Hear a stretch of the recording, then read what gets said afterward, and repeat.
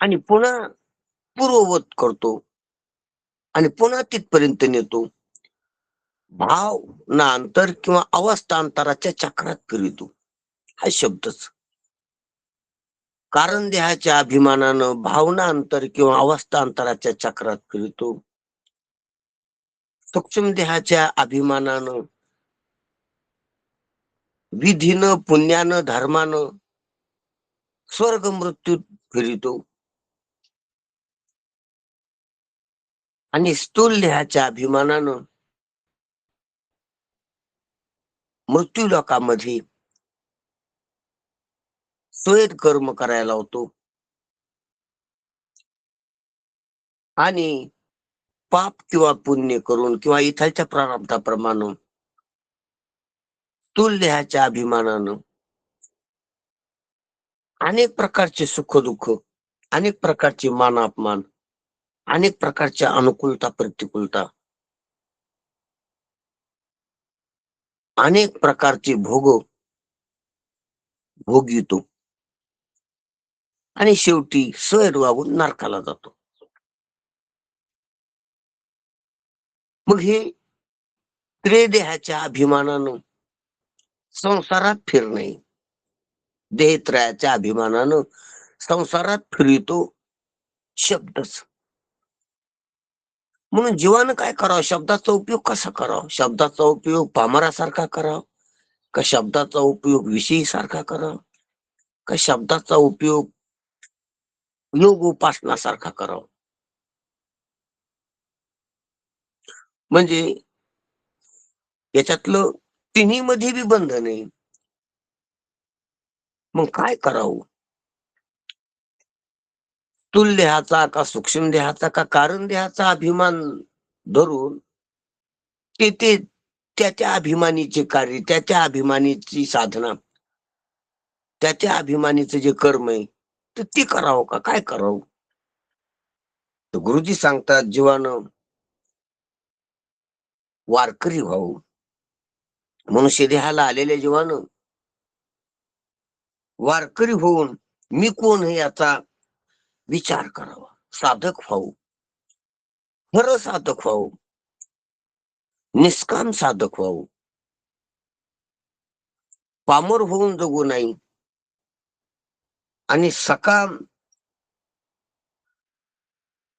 विषयी होऊन जगू नाही. विषयी सकामच असतो, सकाम कर्मठ होऊन जगू नाही आणि सकाम उपासक होऊन जगू नाही. वारकऱ्याचं लक्षण आहे, वारकऱ्यात कर्म बी आहे आणि उपासना आहे पण सकामता नाही. मग वारकरी होय होय वारकरी, त्यानं संतांचा अनुयायी व्हावं, त्यानं विवेक वैराग्याचा अवलंब करावा, संतांचं व्हा किंवा विवेक वैराग्याचा अवलंब करा. तर स्वबळानं विवेक वैराग्य टिकेल वाढेल असा विरळा आहे. म्हणून संतांच्या आश्रयात होत असत. म्हणून संतांच्या आश्रयानं संतांच्या संगतीत राहणं म्हणजेच वारकरी होणं आहे. म्हणून जीवाने वारकरी होऊन मी कोण आहे याचा विचार, याचा शोध केला पाहिजे. तर देह मी नाही,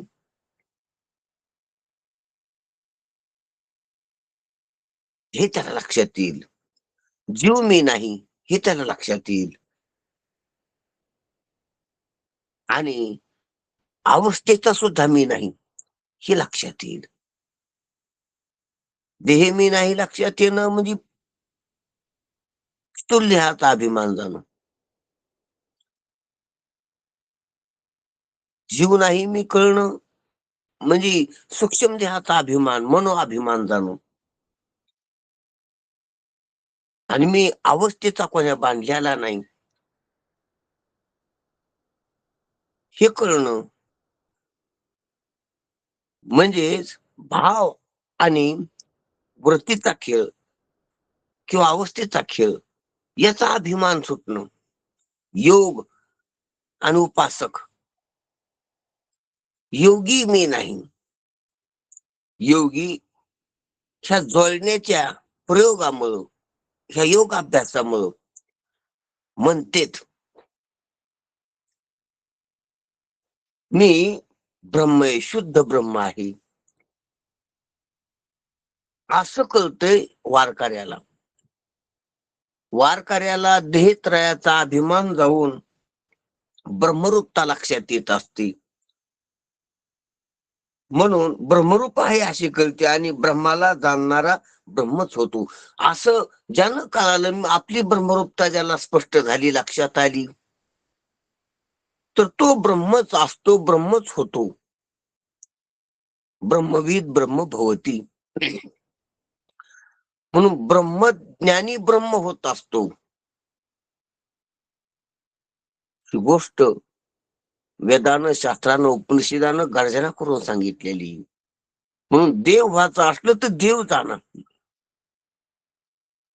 देव व्हायचं असलं तर देव जाणं.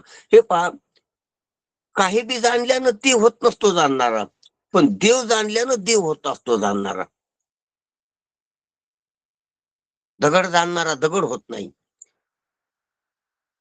विषय जाणणारा विषय होत नाही, विषय जाणणारा विषय होतो. दगड जाणणारा दगडाचा ज्ञाता होतो, दगड होत नाही. देह जाणणारा देह होत नाही, देह मानित असतो तो. हे पहा, त्रिपुटीपैकी काही बी जाणणारा वेगळा होत असतो, ती राहत नसतो. कारण त्रिपुटी ती नाही. म्हणून जाणणारा जाणण्यात आलेला पदार्थ होत नसतो. हा लौकिक व्यवहारिक ज्ञानाचा नियम आहे. पण ब्रह्मज्ञानात हा अपवाद आहे. ब्रह्मज्ञानामध्ये हा नियम नाही. ब्रह्म जाणणारा ब्रह्म होतो, ब्रह्मविद ब्रह्म भवती. इतर त्रिपुटीतल्या ज्ञानामध्ये जाणणारा जाणण्यात येणार होत नसतो, वेगळा पडत असतो. पण ब्रह्मज्ञानामध्ये जाणणारा ब्रह्म होतो.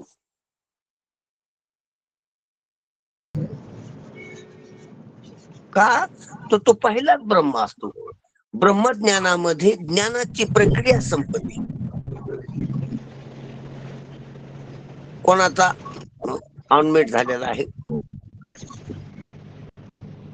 खंडूराव कोण आहेत? खंडू महाराज.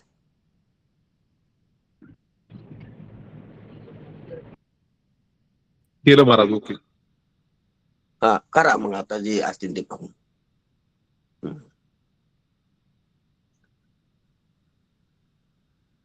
ब्रह्मज्ञानामध्ये ज्ञानाची जी प्रक्रियाची संपत्ती ज्ञान राहते. प्रक्रियेसहित ज्ञान असणं ही व्यवहार ज्ञान आहे. अज्ञानाची प्रक्रिया संपन्न ज्ञान असणं हे अव्यवहार्य ज्ञान आहे. आणि अव्यवहार्य ज्ञानालाच ब्रह्म मानतात. जिथं ज्ञानाचा व्यवहार संपन्न ज्ञानवर राव. आणि ज्ञानाचा व्यवहार केव्हा संपत असतो? ज्ञातृ ज्ञेयत्व संपल्यावर, ज्ञातृत्व आणि ज्ञेयत्व संपल्यावर. ज्ञातृत्वानं ज्ञेयानं ज्ञानाचा व्यवहार नसून व्यवहार दिसतो, व्यवहार झाल्यासारखा वाटतो. आणि ज्ञातृज्ञेयाविहीन जे ज्ञान आहे ते नुसद आहे. नुसद म्हणजे केवळ, नुसतं, शुद्ध. जे नुसद असतं ते शुद्ध असते,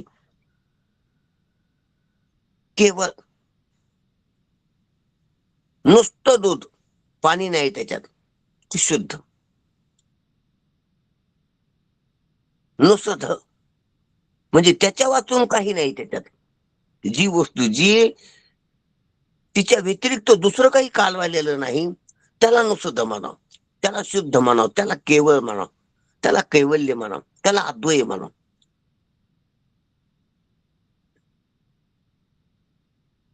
तसं नुसद ज्ञान, ज्ञातृज्ञेयाविहीन नुसधेची जे ज्ञान,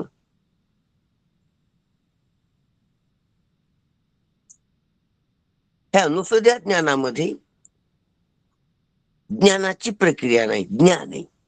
ज्ञानाचा व्यवहार नाही, ज्ञान आहे. त्या ज्ञानामध्ये भेद नाही, ज्ञान आहे. नाही तर सर्व ज्ञानामध्ये भेद आहे. ज्ञाचा, ज्ञातृत्वाचा, ज्ञानाचा खंड आहेत. पुटी पुटी आहेत. पुट्या म्हणजे पडदी, पुट्या म्हणजे कप्पी, पुट्या म्हणजे स्टेप, त्रिपुटी. तीन खुते खुते, तीन खंड आहेत, तीन औषधक आहेत. पुटी म्हणजे औषधक, पडदे, पुटी.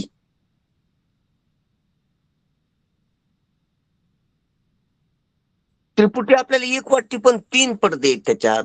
जशी दोरी एक वाटली पण तीन पदरे आहेत त्याच्यात. वेणी एक वाटली पण तीन पदरे आहेत त्याच्यात. त्रिकोण कंपास मधला त्रिकोण घेतला तर एक वाटतो पण तीन कोण आहेत, तीन अँगल आहेत त्याच्यात, तीन टोक आहेत त्याला. त्रिकोणाची आकृती एक आहे. किंवा ते फायबरचा प्लास्टिकचा त्रिकोण घेतला तर हातात एक आहे म्हणतो आपण, पण टोक तीन आहेत त्याला, बाजू तीन आहेत त्याला, अँगल तीन आहेत त्याला. मग 3 in 1 आहे ती, एकात तीन आहेत ती, तिन्हीच एक आहे ती. म्हणून तिन्हीच एक असणं म्हणजे एक एक रूप नाही, ती अखंड एक रूप नाही, खंड खंड खंडित त्रिरूप आहे ती. ते दिसतंय एक, वाटतंय एक, म्हणतो ती एक नाही तीन. तशी त्रिपुटी आपल्याला वाटतं ध्येय ध्याता ज्ञान, ध्येय ज्ञाता ज्ञान, कर्मक्रिया करता, अशा काय तर त्रिपुटी आहेत. एक एक आहेत, मी किती मोडले. अरे पण त्रिपुटी मानला तिथंच तीन आहेत. वेणी म्हटलं की एक नसती, दोरी म्हटलं की एक नसती, हे लक्षात घ्यावं लागत. महाराज ते त्रिपुटी म्हणजे ज्ञानाचा प्रकाश असं एक विधान आलं होतं. तर सर्व त्रिपुटी म्हणजे ज्ञान प्रकाश आहे असं म्हटलं गेलं होतं. ते बरोबर आहे का महाराज? कितपत बरोबर आहे? नाही पण काय संदर्भ सांगा ना त्याचा, म्हणजे कुठं म्हटलं होतं, कोणी म्हटलं होतं, काय सांगताना म्हटलं होतं, म्हणजे त्याचं म्हणजे आपल्याला ते घेण्यासारखं आहे का, ते स्थळ काळ आणि ते कोण म्हटलं किंवा कशाबद्दल, काय कोण्या ग्रंथाची चर्चा चालली होती का अशी रस्त्यावर चालली होती. म्हणजे ते जर आपल्याला ते ग्राह्य असलं किंवा ते प्रमाण म्हणून घ्यासारखं असलं तर आपण घेऊ. काय कोणाची चर्चा होती, कशाच्या संदर्भात होती? सांगतो महाराज मी तुम्हाला संदर्भ. हो, हो. मी आता काल परवा एक पुस्तक वाचलं, त्याच्यामध्येच मी वाचलं, तर मी तुम्हाला अवतरणासह किंवा उतार्यासह वाचून दाखवलं. नाही नाही रामकृष्ण हरी व्यक्ती. वाचले, एक पुस्तक वाटल्यापेक्षा त्या पुस्तकाचं नाम करा ना ग्रंथाचा ते. आद्य शंकराचार्याचा दिवाळी अंक आहे, याच्यातला विवेक मासिकाचा प्रकाशित झालेला. हा त्रैमासिक आहे ते, 3 महिन्याला निघणार. तर त्याच्यात त्यांनी या दिवाळी अंकामध्ये अनेकांचे लेख आहेत. तर एका हो लेखात ते असं पण हा लेख कोणाचा आहे, म्हणजे ते काय आहे, त्या वाक्यापेक्षा त्या वाक्याचा जो जनित आहे किंवा त्या वाक्य ज्याच्यातून आलेलं आहे ज्याच्याकडून, ते महत्वाचं असतं, ते घेण्यासारखं असतं. कोणाचा लेख आहे माझे तो? हो महाराज, म्हणजे माझ्या थोडस जरा एवढंच लक्षात राहिलं की त्रिपुटी हा. म्हणजे ज्ञानाचा प्रकाश, असं त्याचं ते तात्पर्य होतं पॅरेग्राफचं. हो आणि हो आता ना. त्रिपुटीचा उल्लेख झाला म्हणून त्याला धरून मी सहज विचारलं. हा, बरोबर बरोबर. मी पुन्हा लक्षात आल्यावर भेटेल महाराज, सांगेल. हा, हा, रामकृष्ण. ठीक आहे ठीक आहे ठीक, काय हरकत नाही, काय हरकत नाही. आता ज्ञानच आहे आणि ज्ञान आदोय असलं तर प्रकाश्य भाव किंवा ज्ञेय ज्ञातृत्व भाव त्याच्यात नसतो ज्ञानात, किंवा प्रमेय प्रमाण भाव त्याच्यात नसतो सिद्ध ज्ञानात. आणि जर त्याच्यामध्ये ज्ञानामध्ये ज्ञातृत्व आणि ज्ञेय हे दोन विभाग आले तर मग तेच ज्ञान प्रकाशक होते, तेच ज्ञान ज्ञान होते, तेच ज्ञान प्रमाण होते, प्रमाव होते. म्हणजे प्रमा, ज्ञान, दृष्टी हे शब्द कधी येतील, प्रकाश, हे दोन एकामध्ये दोन आपण म्हणू त्याला की दोन काय झाले, अभिव्यक्त झाली. ज्ञानामध्ये ज्ञेय आणि ज्ञान ज्ञातृत्व अभिव्यक्त झालं, प्रगटलं की झाली त्रिपुटी. ज्ञान तर आहेच ना, पण ज्ञानाला ज्ञान मानता येत नाही ज्ञेय आणि ज्ञाता नसल्यावर, ज्ञेय आणि ज्ञाता अभिभूत नसल्यावर, उद्भूत नसल्यावर, ज्ञेय आणि ज्ञात्याचा व्यवहार नाही झाल्यावर ज्ञेय आणि ज्ञात्याचाच व्यवहार होतो. आणि त्याच्यात ज्ञान व्यवहार येतेले येते, ज्ञानाचाच व्यवहार होतो, पण या दोन येऊन असो. म्हणून आपला विषय काय चालला होता की तीन असते त्रिपुटीमध्ये, तीन असते. त्रिपुटी एकटी कधीच नसते, एकटी वाटली तरी तीन असते, एकाच तीन असते हे आपण पाहू लागलो. म्हणून आता सांगायचं तात्पर्य त्रिपुटीमध्ये तीन असते हे आपलं चाललं होतं. म्हणून पण ही त्रिपुटी जिथं तीनपणाला मुकते त्याला ब्रह्मज्ञान म्हणतात. त्रिपुटी तीनपणा राहूनच इतर ज्ञान असते, घटपटादी ज्ञान, स्थूल सूक्ष्मादी ज्ञान, अंतर्बाह्य ज्ञान, प्रमा अप्रमा, यथार्थ प्रमा, स्मृती, हे प्रत्यक्ष बाह्य, हे जे ज्ञान आहेत हे त्रिपुटी घेऊनच असतील. पण ब्रह्मज्ञानामध्ये त्रिपुटी नसती, त्रिपुटी राहत नसती. त्रिपुटी संपत्ती ज्ञानातली त्याला ब्रह्मज्ञान म्हणा. म्हणून ब्रह्मविद ब्रह्मभवती हे वचन सत्य, ब्रह्म जाणणारा ब्रह्म होतो. आणि इतर लौकिकातलं काही बी जाणणारा त्यापासून वेगळा असतो.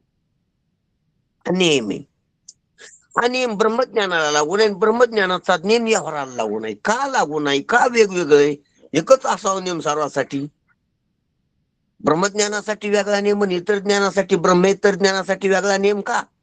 विश्वाराच्या ज्ञानात पण त्रिपुटी, भक्ताला देवाचं विश्वाचं शिवाचं ज्ञान होतं त्याच्यात पण त्रिपुटी, समाधीच्या ज्ञानात पण त्रिपुटी, स्वर्ग वैकुंठाच्या ज्ञानात देखील त्रिपुटी, तर विषय भोगात का त्रिपुटी रे? सर्व त्रिपुटी. मग सर्वात त्रिपुटी ब्रह्मेतर ज्ञानात त्रिपुटी आहे, ब्रह्मज्ञानात का त्रिपुटी नाही? तर त्याच सांगायचं तात्पर्य इतर जे ज्ञेय आहेत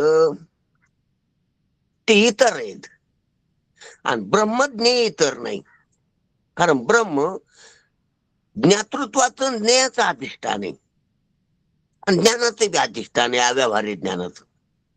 म्हणून अधिष्ठानात ज्ञानात विविधता राहत नसती. इतर जे घट काय पाहिला तर घट ध्यानात घ्या, घट ज्ञात्याचं अधिष्ठान नाही, ज्ञात्याचा विषय झाला, ज्ञात्याचं ज्ञेय झालं. ती घट ज्ञानाचं बी अधिष्ठान नाही, ज्ञानाचं ज्ञेय झालं. ती पण ब्रह्म कळण्याच्या अगोदर ज्ञेय वाटतंय, म्हणजे ब्रह्मज्ञान होण्याच्या अगोदर ब्रह्मज्ञेय वाटतंय की मी ज्ञाता त्या ज्ञानाला जाणीव. पण ब्रह्मज्ञान होताना ज्ञाताच राहत नाही, ज्ञाता नाही राहिल्यामुळं ज्ञेयाचं ज्ञेयत्व राहत नाही आणि ज्ञातृज्ञेय नाही राहिल्यामुळं ज्ञानाचा व्यवहार खंडित होतो, ज्ञानाचा व्यवहार संपतो आणि ज्ञान राहतो. त्याला अद्वैत ज्ञान म्हणावं, त्याला अव्यवहार्य ज्ञान म्हणावं. ते केवळ ज्ञानच ज्ञान आहे, व्यवहारा वाचून अव्यवहार्य ज्ञान. ज्ञातृज्ञेयाविहीन नुसधेची जे ज्ञान, तुका भरले गगन गाळीवजी, ती ब्रह्मरूपता आहे. म्हणून ब्रह्मविद ब्रह्मभवती हे वचन साथ आहे, खरं आहे. म्हणून ब्रह्मरूप आहे असे कळते वारकरी झाल्यावर, वारकऱ्याची साधना केल्यावर, संतांच्या संगतीत राहिल्यावर, विवेक वैराग्याची साधनाचा अवलंब करून महावाक्याचं चिंतन केल्यावर मी ब्रह्मरूप आहे असे कळते आणि ब्रह्माला जाणणारा ब्रह्मच होतो. ध्यानात घ्या. देहाला मी म्हणून सोयर वर्तन करणारा नरकाला जातो. इंद्रिय प्राण मनाला याचा अभिमान घेणारा म्हणजे याला मी मानणारा, सूक्ष्म देहाला मी मानणारा, विधीपूर्वक वागून धर्म करून स्वर्ग लोकाला जातो. पहिला अधोगतीला जातो, दुसरा ऊर्ध्वगतीला जातो. देहाला मी मानणारा अधोगतीला जातो, सूक्ष्म देहाला मी मानणारा, जीवपणाला मी मानणारा आणि धर्म कर्मठ होऊन धर्म पाळून तो ऊर्ध्वगतीला जातो, म्हणजे स्वर्गीय होतो. आणि जीवपणाला मी मानणारा म्हणजे साधक होतो, जो कोणी बाकीच्या उपासना योग करतो तर तो ज्ञानाचा अधिकारी होतो. पहा, देहाला मी म्हणणारा ज्ञानाचा अधिकारी नाही, सूक्ष्म देहाला मी म्हणून सकाम कर्म करणारा बी ज्ञानाचा अधिकारी नाही. नाही अधिकारी ऐसा येते. अधिकारी कोण? ज्याला जीवपणा, ज्याला मान्य पण सकामता नाही आणि विवेक वैराग्याची साधन संपत्ती आहे, तो मुमुक्षु आहे. तो मुमुक्षु होऊन साधना करीत असतो संतांच्या संगतीत. आणि असा जो मुमुक्षु आहे यानं संतांच्या संगतीत महावाक्याची साधना केल्यावर त्याला मीचा ब्रह्मरूप आहे असा अर्थ कळतो. आणि असं कळल्यावर तो ब्रह्मरूपच होतो. ब्रह्मविद ब्रह्म भवती. म्हणून एक नरकाला जातो, एक स्वर्गाला जातो, एक वैकुंठ कैलास किंवा समाधीत जातो, आणि एक साधक होऊन संतांच्या संगतीत येतो आणि विवेक वैराग्य साधन संपन्न होऊन महावाक्याचं चिंतन करून ब्रह्म मी आहे ओळखून ब्रह्मच होतो. म्हणून नरकाला जाणं एक फल आहे, स्वर्गाला जाणं दुसरं फल आहे, वैकुंठकायला समाधीला जाणं तिसरं फल आहे, आणि ब्रह्म होणं हे चौथं फल आहे. फलरूपता आहे, ते फलप्रदता आहे. म्हणून काय करायचं तर करा उघड सांगितले. उघडा घात आणि हित शेना म्हणे करा निश्चित. उघड आहे, कोण्या मार्गाने गेल्यास काय होतं, काय फल आहे कोण्या मार्गाचं हे उघड आहे. म्हणून सार गोष्ट खऱ्या शुद्ध ब्रह्मस्वरूपात तर शब्दाचाही प्रवेश नाही. खऱ्या शुद्ध ब्रह्मस्वरूपात त्या ठिकाणी तर शब्दाचा देखील प्रवेश नाही, पण शब्दच ब्रह्माला जीवदशेत आणतो हे मात्र खरे.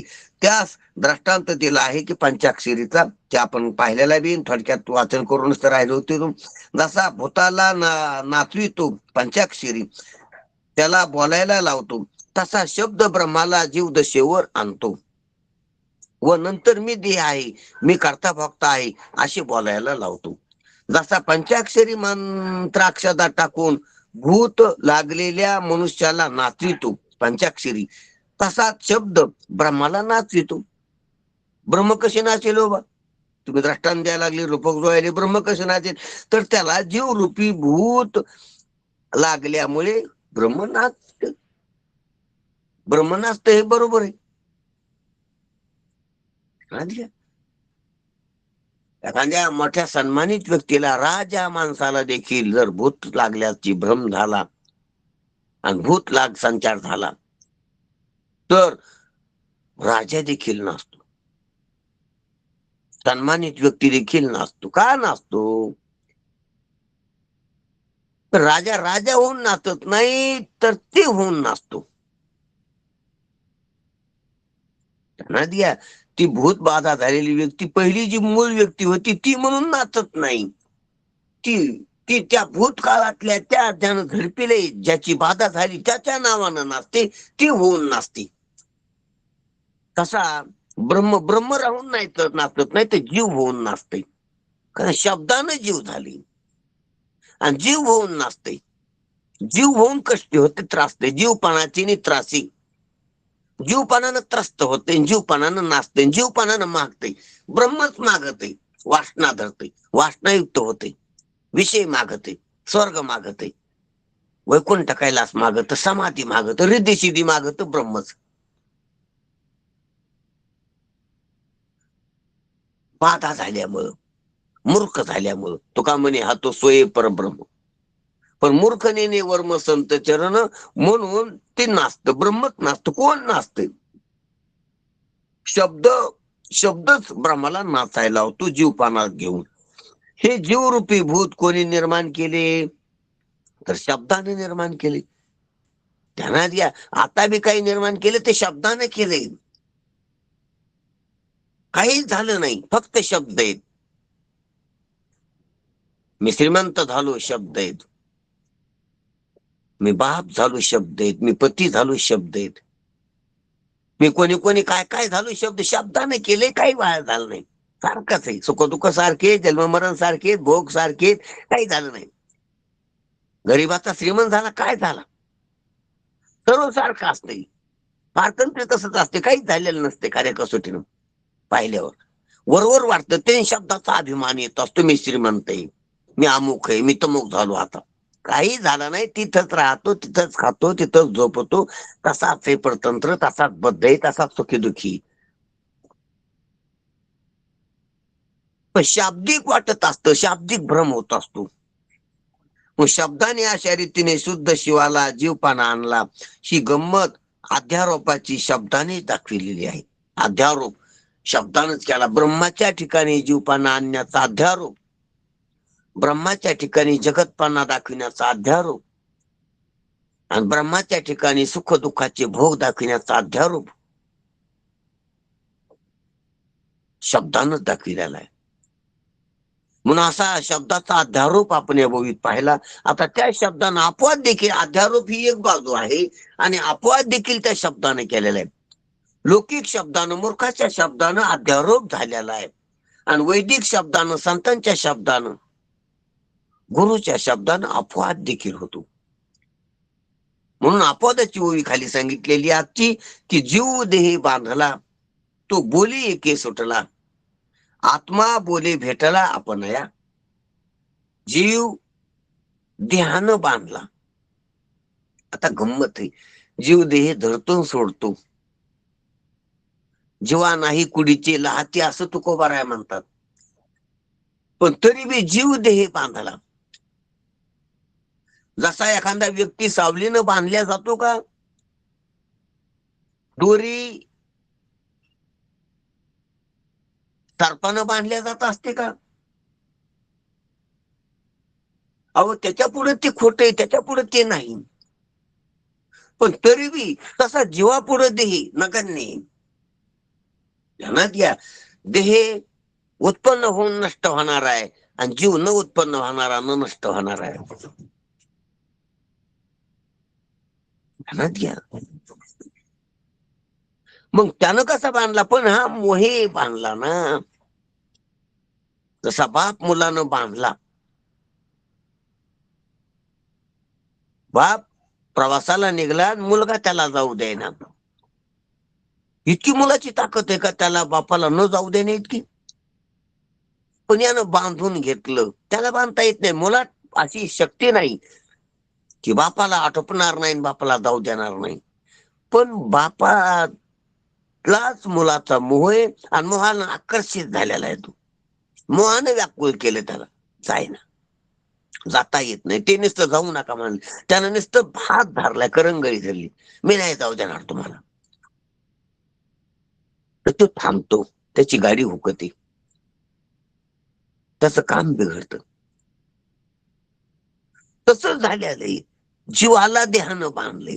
देहात काय ताप आहे जीवाला बांधण्याची? पण जीवच मोहानं आकर्षित झालाय.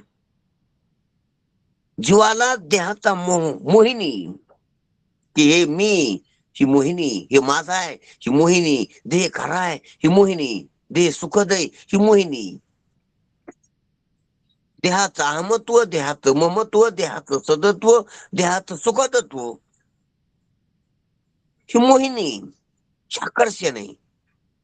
त्यानं भ्रमित झालेला आहे, त्यानं द्रवीभूत झालेला आहे, त्याच्याशी संबंधित वाटायला लागलेलं आहे.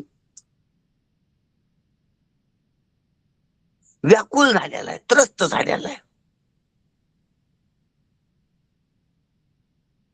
म्हणून गुंतलो या संसारी. देहात जीवाला बांधण्याची टाप नाही, शक्ती नाही. पण जीव देहानं बांधलं ही बी खरी गोष्ट आहे. बापाला लहान मुलात 2-3 वर्षाच्या मुलामध्ये बापाला प्रवासाला जाऊ न देण्याची ताकद नाही. काय करतो तो बापाला बांधून टाकीन, बापाला आटोपणार नाही. पण तसं नाही, बापच मोहित झालेला आहे. म्हणून बापाची शक्ती चलत नाही. जाण्याला पाय आहेत पण पाय ओढत नाहीत. जाण्याला ताकद आहे पण ताकद काम करीत नाही. इकडं काम आहे प्रवासात पण ते काम कुचकामी होते. ते लेकरू रडत आहे. मुलगा कासावीस होतो, तो मुलगा 50% कासावीस झाला तर बाप 100% कासावीस होतो, व्याकुळ होतो. म्हणजे लगाव आहे, मोहित झालेला आहे. म्हणून तो जसा शक्ती असून शक्तीहीन होतो, त्याच जाण्यासारखं परिस्थिती असून ती परिस्थिती राहत नाही, त्याची मानसिकता राहत नाही. आणि तुझा त्याचप्रमाणे झालेले जीव देहानं बांधलाय. नाही तर देह जीवापुढे किंचितही. जीवानं असे किती देह पाहिलेत, किती देह सोडलेत, किती धरलेत. हा का पहिलाच देह आहे का? तेव्हा नवीन आहे का? पण जीवाला हे मागचं पुढचं स्मरण नाही. हाच देह, हाच मी, असा भ्रम आहे. हाच माझा आहे, हाच मीच आहे, आणि हा हे खरं आहे, आणि याच्यातच सुख आहे. देहाच्या संबंधात क्रिया करून सुख होईल. देहाला मी म्हणून देह संबंधी पसाऱ्यात राहून पर जे आहे लौकिकातलं विषय ते संपादन करून हा देह मी असणारा सुखी होईल, अशा प्रकारचा भ्रम आहे. याच्यातलं काहीच खरं नाही. ना विषयात सुख नाही, ना देह संबंधी पसारा याचा नाही, ना देह हा नाही. हा हा देह नाही, पहिली गोष्ट. देह संबंधी पसारा याचा नाही, दुसरी गोष्ट. आणि देह आणि देह संबंधी पसाऱ्यावर प्रयोग करून बाहेर देह आणि देह संबंधी पसाऱ्याच्या पर असलेले विषय, बाजार विषयी, लौकिकातले जागतिक विषय, जगातले विषय, भौतिक विषय संपादन करून मी सुखी होईल. त्याला आधी भौतिक विषय सुख पाहिजे, देह संबंधी पसारा आपला पाहिजे, ताब्यात पाहिजे, आपल्या त्याच्यावर सत्ता पाहिजे. सत्ता असल्याशिवाय तो आपला ठरत नाही. देह संबंधी पसारा आधी विषयात सुख पाहिजे, देह संबंधी पसाऱ्यावर सत्ता पाहिजे, आणि देह मी आहे हे खरं पाहिजे. कुठं संबंध खरा आहे? देहाचा आणि जीवाचा संबंध कुठे खरा आहे? म्हणजे देह मी आहे कुठं खरं आहे? आणि जीवाचा देह धरून बी जीव आहे त्याचा, आणि त्याच्या पसाऱ्याचा, त्याची पत्नी, त्याचे पुत्र, त्याचं घर, त्याचं आयुष्य, त्याची शक्ती, त्याचं काय काय असेल, त्याचं दुकान, त्याचा व्यापार, त्याची श्रीमंती, हे त्याचं पाहिजे. ते खरं आहे का? आणि विषयात सुख पाहिजे, विषयाची अनुकूलता पाहिजे. विषय सुख रूप आहे ते खरं पाहिजे. विषयात सुख त्याचा सुखाचा स्थायी, विषयाचा सुख हा स्थायी भाव असता, तर विषयच आहेत ना. मग सर्व विषयच आहेत. त्यांना द्या. विषयातच जीव आहे, विषयाच्या बाहेर गेलाच नाही अजून. जागृती स्वप्नात विषयच आहेत. मग सुखच पाहिजे ना. विषयाचा संबंध आहे. गरीबाला विषयाचा संबंध नाही का, श्रीमंताला विषयाचा संबंध नाही. जागृतीत विषयाचा संबंध नाही का, स्वप्नात नाही, इहलोकात नाही का, परलोकात नाही, विषयातच आहे जीव गुरफाटल्याला. मग सुखी पाहिजे. विषय सुख नाही का, सुख नाही तर विषयाची अनुकूलता नाही. मग विषयाची प्रतिकूलता आणि विषयाची अनुकूलता दोन आहे गेलेत. म्हणजे विषय विषय असते तर सुख नसतंय, दुःख असतंय, त्याला प्रतिकूलता म्हणतात विषयाची. आणि विषय असते सुख असते त्याला अनुकूलता म्हणते. मग जो म्हणजे विषयाचा सुख हा स्थायी भाव नाही, सुख हे स्वरूप नाही विषयाचं. सुखाचा मोसम येतो, दुःखाचा मोसम येतो विषयात. श्रीमंताला विषय नसतात का, राजाला विषय नसतात का, पण मोसमी असतात. म्हणजे ते विषयाला मोसम येतोय. आंबा असतो पण नेहमी आंबे नसते, त्याला मोसम यावा लागतो, हंगाम यावा लागतो, तेव्हा आंबे येते.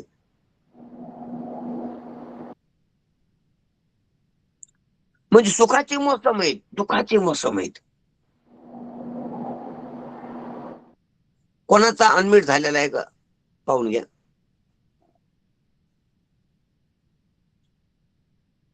मग मोसमीत म्हणजे त्याचं स्वरूप नाही. मग त्याचं नाही ते मनाचे, सुख दुःख मनाचे, त्याचे नाहीत, विषयाचे नाहीत. अनुकूलता प्रतिकूलता विषयाची नसती, मनाची असती. म्हणून विषयापेक्षा बी मनावर सुख दुःख अवलंबून आहेत. आपल्याला विषयाचे सुख दुःख वाटतात ते भ्रम आहे. म्हणून गडगंज विषय असल्याला राजा देखील दुःखी असतो, आणि झोपडीत राहणारा एखादा गरीब देखील सुखी असतो एखाद्या वेळेस. त्या राजापेक्षा जास्त सुखी असतो. म्हणजे विषयाचं नाही, मनात आहे.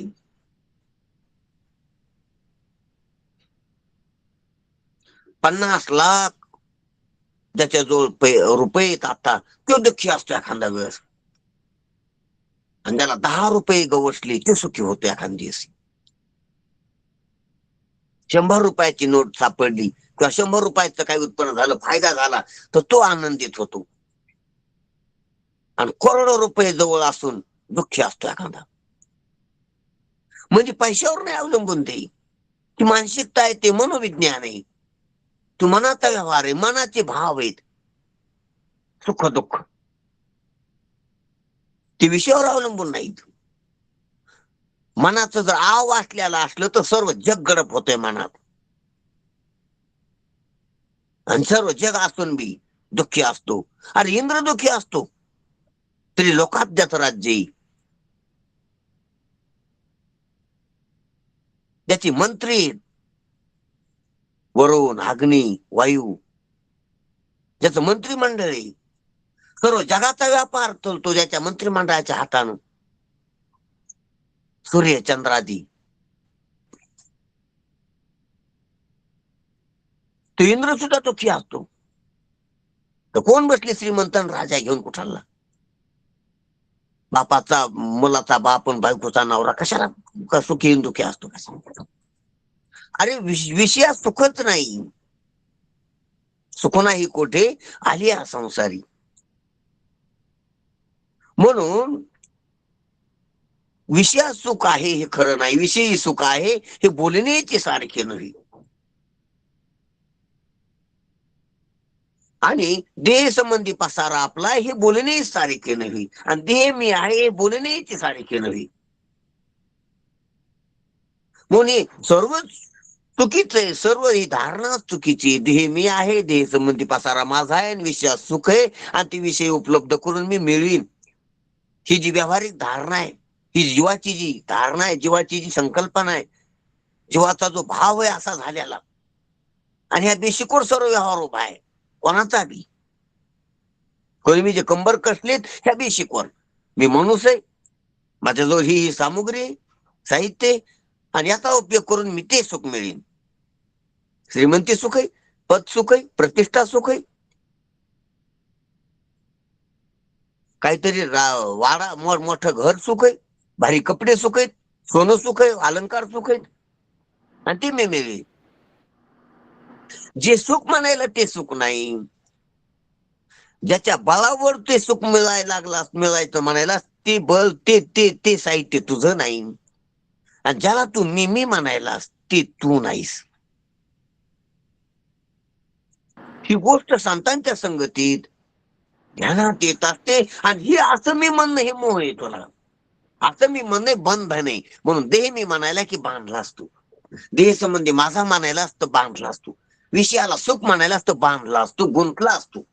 म्हणून जीव देह बांधला. जीव देहानं देह संबंधी पसाऱ्यानं आणि विषयानं बांधला, इतका त्याच्यात अर्थ आहे. जीव देह बांधला.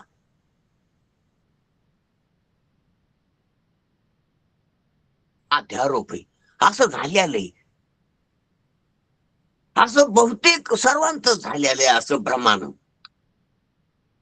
अध्यारोप हे मागच्या ओवी सांगितलेला जीव देह बांधला. तो बोली एके सुटला हा अपवाद आहे. देहा जीव शब्दानं देहाला देह संबंधी पसाऱ्याला विश्व बाह्य देहा विषयाला बांधल्या गेला. हा अध्यारोप आहे. आणि तो बोले एके सुटला, तो बुवा शब्दानं सुटला. बोली एके सुटला. आता याचे दोन अर्थ आहेत. तो बोली एके सुटला म्हणजे तो नुसत्या केवळ बोलण्यानं सुटला. बोलण्यानं कोणाच्या बाई नाही, संतांच्या शास्त्राच्या बोलण्यानं, गुरुच्या बोलण्यानं सुटला. बोली सुटला पण कोणाच्या बोली नाही. आणि बोली एके म्हणजे एकट्या बोलण्यानं. म्हणजे तो गंधानं सुटला नाही, रसानं सुटला नाही, स्पर्शानं सुटला नाही, रूपानं सुटला नाही. बोली एके सुटला. यायनं गुंतला आणि बोली बी गुंतला लोकांच्या. पण संतांच्या बोलण्यानं, गुरुच्या बोलण्यानं सुटला. तो बोली एके सुटला. बोली एके म्हणजे गुरुच्या समध्या बोलण्यानं का वेदाच्या समध्या बोलण्यानं सुटला का नाही. बोली एके म्हणजे एका महावाक्यानं सुटला. ही जनात या जरा गोष्ट. वेद अनंत बोलला, त्या अनंत बाकीच्या बोलण्यानं सुटला का नाही. एके बोले सुटला. आत्मा बोली भेटला आपण या त्या एका बोलण्यानंच आत्मा स्वतःला भेटला. आपण या भेटला. आत्मा आपण या भेटला. आत्मा आत्म्याला भेटला. एके बोली. म्हणून ध्यानात घ्या, आत्म्याला दुसरं भेटतय त्याला जीव म्हणावं. आणि आत्म्याला आत्मा भेटतोय त्याला ब्रह्म म्हणावं. आत्म्याला अनात्म भेटू लागलं तो संसार आहे. आणि आत्म्याला आत्मा भेटला तो परमार्थ आहे, तो धर्म आहे. आत्म्याला इतर पदार्थाचे ज्ञान होऊ लागले तो जीवपणा आहे. आणि आत्म्याला आत्मज्ञान झालं ते देवरूपता आहे, ब्रह्मरूपता आहे, आत्मरूपता आहे. म्हणून आत्म्याला दुसरं भेटावं वाटतं तोच भ्रम आहे. म्हणून आत्मा आत्मसुख देखे आरसाजी. तर तो आरसा संत आहेत, शब्द आहेत, महावाक्य किंवा शास्त्र आहे. म्हणून आत्म्याला भेटायला पाहिजे. आत्मा बोले भेटला आपण या. आत्मा कोणाला भेटला आपल्याला. आणि आपण म्हणजेच आत्मा. म्हणून आत्म्याला आत्मा भेटला पाहिजे. आत्म्याला दुसरं लय भेटायलंय. कधी नरक भेटायलाय, कधी मृत्यूलोक भेटायलाय, कधी स्वर्ग भेटायलाय, कधी पाप पुण्य भेटायले, कधी सुखदुःख भेटायले. आत्म्याला कधी जागृती भेटायली, कधी स्वप्न भेटायले, कधी सुसुप्ती भेटायली, कधी समाधी भेटायली, कधी स्वर्ग वैकुंठ कैलास भेटायले, कधी समाधी भेटायली, कधी रिद्धी भेटायला, कधी मान भेटायलाय, कधी लोक दुष्ट भेटायलेत, मित्र शत्रू भेटायलेत, पाहुणे भेटायलेत. आत्म्याला लय भेटायले. गरिबी श्रीमंती भेटायली, मान अपमान भेटायलेत. अनेक देह भेटायलेत, देहाच्या संबंधानं अनेक भेटायले,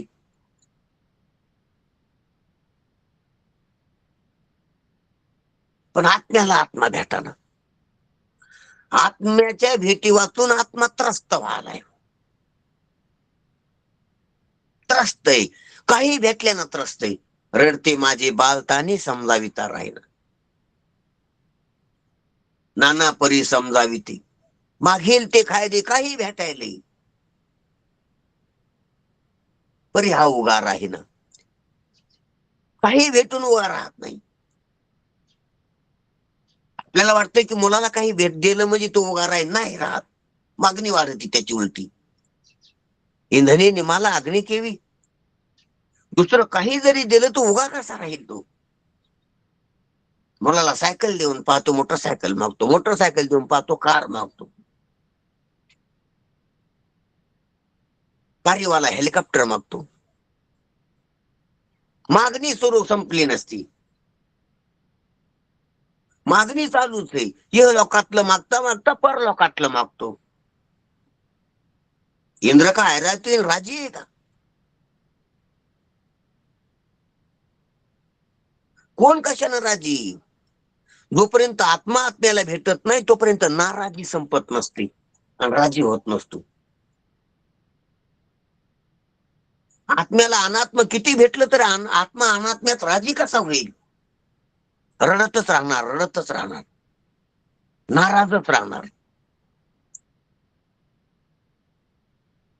म्हणून चांगदेवाला समाधी भेटली तरी नाराजी संपली नाही, मागणी संपली नाही. रिद्धी सिद्धी भेटल्या तरी मागणी संपली नाही. भूत भविष्य वर्तमान करू लागलं तरी बी रडणं संपलं नाही, मागणी संपली नाही. पंचभूताचे सर्व सामर्थ्य आलं त्याला हाताळण्याचं. भूत भौतिक प्रपंचावर सत्ता चालवायला लागली, इतकी शक्ती आली, पण तरी बी आत्म्याला आत्मा नाही भेटला तर नाराज. कशानं खुश, कशानं नाराज झाले, नाराज. ज्ञानोबारायानं ते काय भिंत चढलेली किंवा ज्ञानोबारायानं ते कुत्र त्या मुक्ताबाईनं जिवंत केलं किंवा रेडा बोलीला नाराज झाली. रेडा बोलल्या चांगली गोष्ट आहे, नाराज कोण व्हायचं? आपल्या वाचून कोणी ते कुत्र मेलेलं उठविलं तर काय चांगलं चांगलं झालं ना.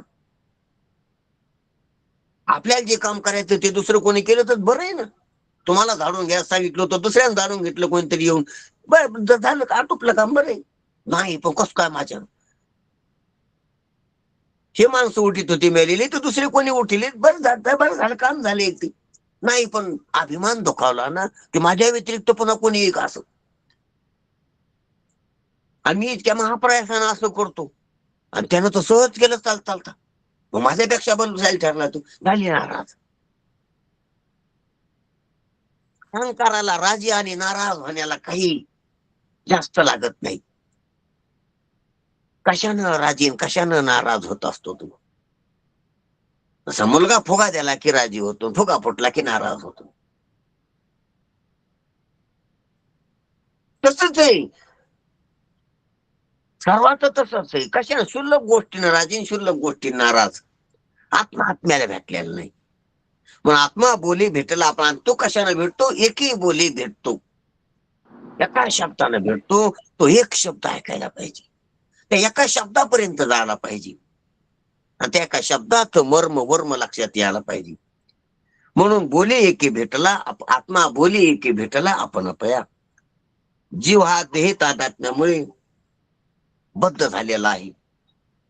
तो तत्वमशादी या एकाच वाक्याने बंधनातून मुक्त होतो. तो तत्वमशादी एकाच वाक्याने बंधनातून मुक्त होतो.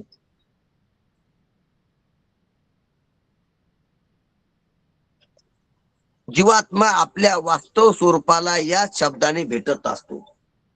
याच एका महावाक्याच्या शब्दानं जीवात्मा आपल्या स्वरूपाला भेटत असतो, निज स्वरूपाला. तुका म्हणे निज भोगीन निजता, नाही होईल सत्ता दुजियाची. निजी निज रूपी निजविला तुका, अनु हात बाळका हल्लरू गाती, निज निज ते विचारी पा तेने सुखी आवशी, निज रंगी निज तुपा लक्ष लागू दे डोळा. म्हणजे स्वरूपाकड जाणं, स्वरूपात स्थित होणं म्हणजेच आत्मा आत्म्याला भेटणं. म्हणून जीवात्मा आपल्या वास्तव स्वरूपाला याच शब्दाने भेटत असतो. याच शब्दाने, ज्या शब्दानं बंधन झालंय त्या शब्दानं मोक्ष होतो. ज्या शब्दानं अध्यारोप झालाय त्याच शब्दानं फिरिले तर अपवाद होतो.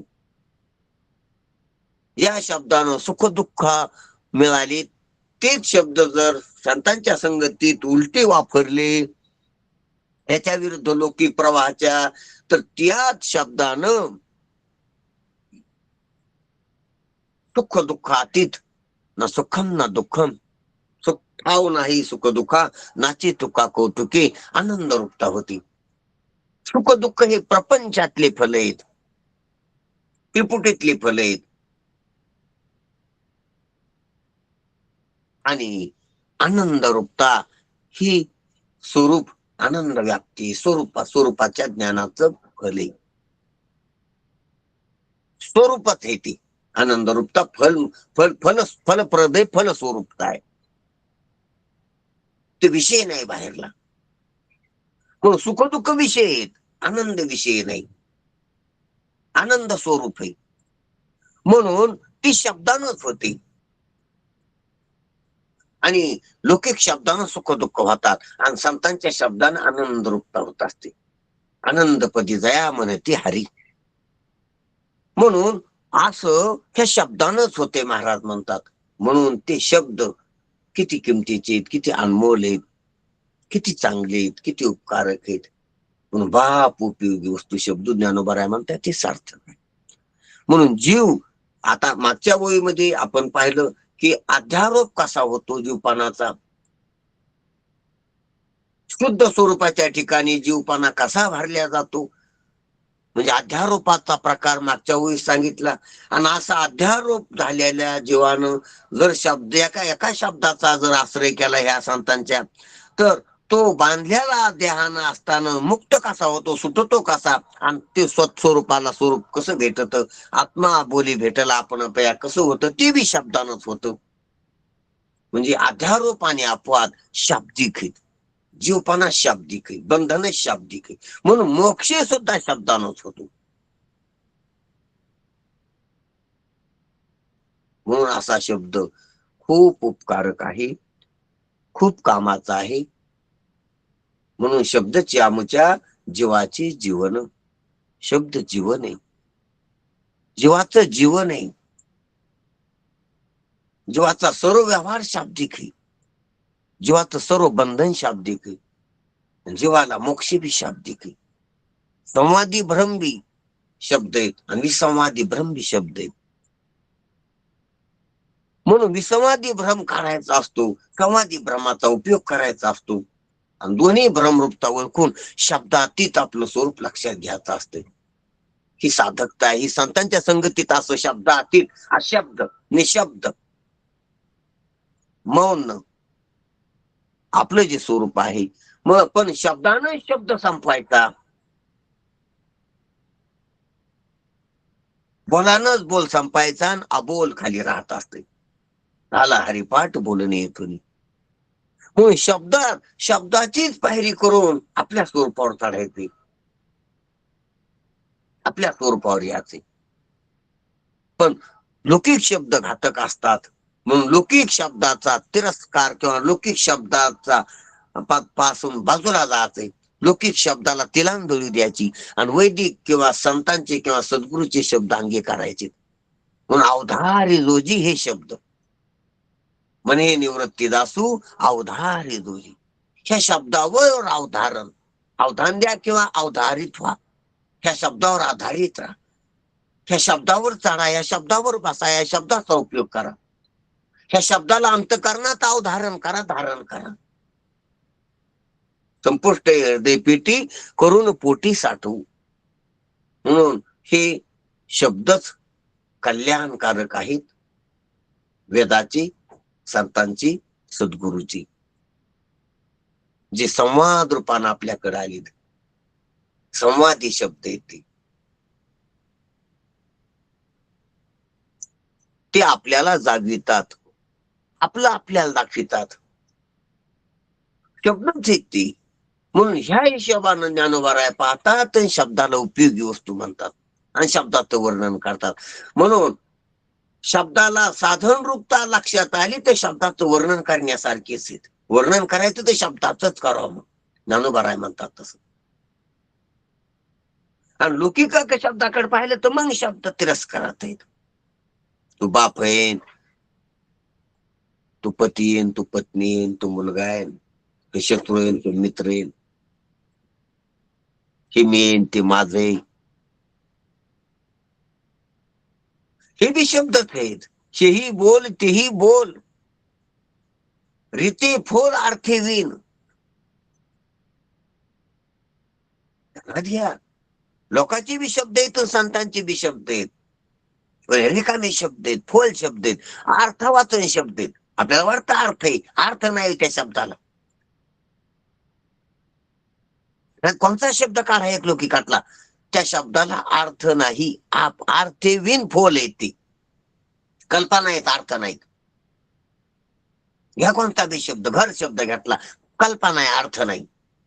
गट शब्द घेतला, कल्पना आहे, अर्थ नाही, पदार्थ नाही. तू ते पद नाही, ज्याला अर्थ नाही ते पद नाही.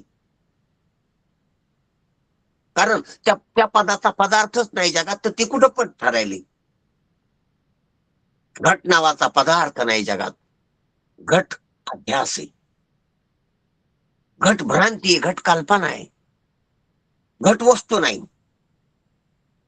घर वस्तू नाही, जग वस्तू नाही, देह वस्तू नाही, जीव वस्तू नाही. लौकिक वाणी जे शब्द आहेत जे बोलणं ते बोलणंच नाही. रीती फोल अर्थे विन.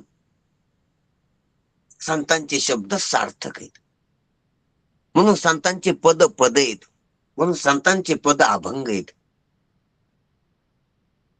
म्हणून संतांचे वाक्य महावाक्य आहेत. म्हणून आली मुखावाटे अमृत वचने असं वर्णन केलं तुकोबारायने त्यांचं. संतांचे शब्द सार्थक आहेत, तारणारे आहेत, तारक आहेत, नाव आहेत, नौका आहेत. म्हणून त्या शब्दाचा आदर आहे, म्हणून त्या शब्दाचा सन्मान आहे, म्हणून त्या शब्दाचं वर्णन ज्ञानोबा खंडन करायच्या आधी संतांच्या वेदाच्या शब्दाचं वर्णन करून जातात. का वर्णन करायले, त्याचे उपकारक आहेत म्हणून. म्हणून शब्द जरी शब्द असले तर कोणाचे शब्द, कुठून आले शब्द, तुम्हाला सांगतो शब्दापेक्षा ती कुठून आली याला महत्व आहे. आताच आपला विषय झाला देशमुख सरासोबत की कोणाचे शब्द ते कोण बोललेले, कुठं बोललेले. बोलण्याला महत्व नसते, ते कोण बोलले. बोलणं तर जडच आहे, काय बोललं त्याला अर्थ नाही, कोण बोललं त्याला अर्थ आहे. कारण कुठून आले शब्द, ते काय अभिव्यक्त करायले शब्दातून, तात्पर्य काय, ते मागे चेतन कोण आहे, त्याच्या मागे शब्द जड असतात.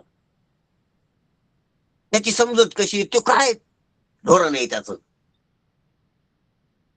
शब्दाला धोरण नसतं, शब्द जिथून येतात तिथून धोरण असते. त्याचं काय तात्पर्य, काय हेतू आहे. शब्द तर निघलेला बा नाही, तो कुठून आला, त्याचा काय हेतू आता.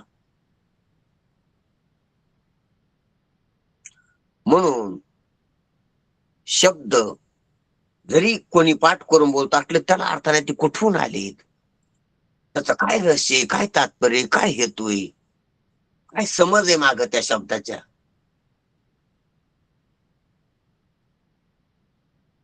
त्या शब्दाच्या माग त्याचा जिम्मेदार कोण आहे शब्दाचा, त्या ध्यानात घ्या.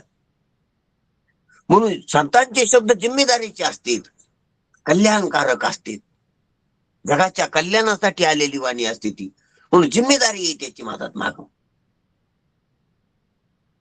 म्हणून शपथपूर्वक येते.